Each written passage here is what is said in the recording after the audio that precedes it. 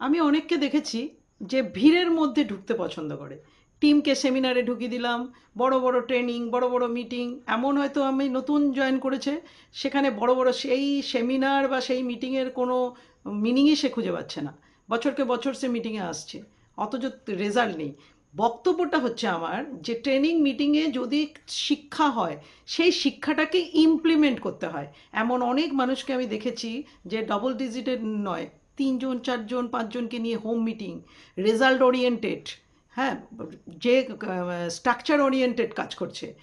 একটা জিনিস মনে রাখবেন, আগুন যখন ছোট্ট করে লাগে না, সেটা বোঝা যায় না, কিন্তু আগুনটা যখন শিখা হয়ে উপরে ওঠে, তখন কিন্তু ওটা সবাই দেখতে পায়।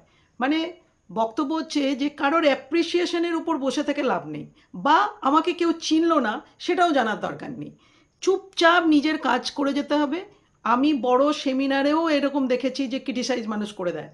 হ্যাঁ, কে কোনো একজন বড় সিনিয়র লিডার, সে সত্যি সত্যি ভালো মিটিং ট্রেনিং করে, তাকেও দেখবেন নিচে কমেন্টে সোশ্যাল মিডিয়াতে বাজে লেখার লোকের অভাব নেই।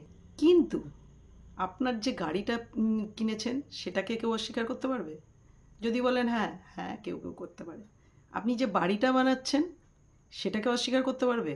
ওকে, সেটাও কেউ কেউ করে দিতে পারে। বাট আপনার আইডিয়ার, সেটাকে কি করে অস্বীকার করা যায়?